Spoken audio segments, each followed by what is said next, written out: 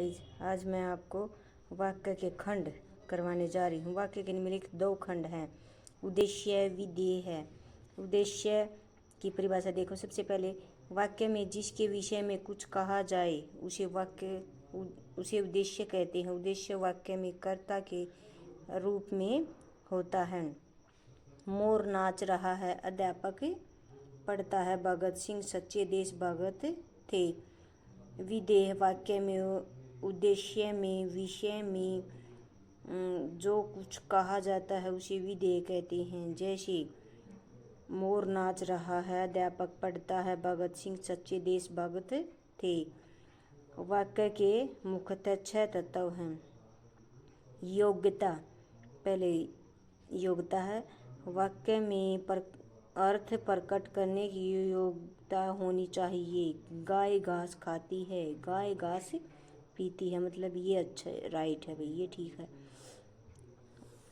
अब सार्थकता। सार्थकता की परिभाषा देखो। अब वाक्य के अंदर सार्थक शब्दों का प्रयोग होना चाहिए। उदाहरण, दूध बूध पियो।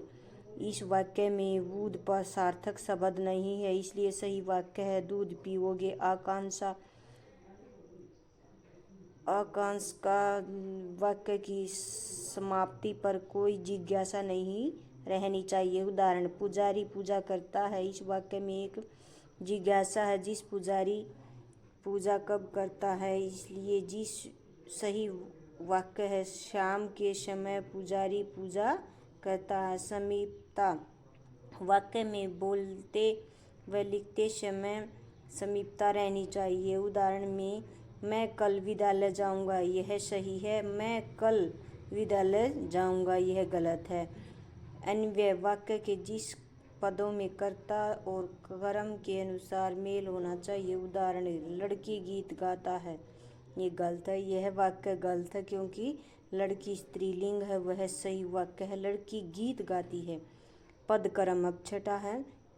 छठे की परिभाषा है भाई, वाक्य में पदों का उचित क्रम होना चाहिए। उदाहरण, वह पढ़ता है, गीता है, यह उचित वाक्य नहीं है। सही वाक्य यह है, वह गीता पढ़ता है। गाइस, इस वीडियो में इतना ही। कल फिर मिलेंगे नई वीडियो के साथ, तब तक बाय बाय।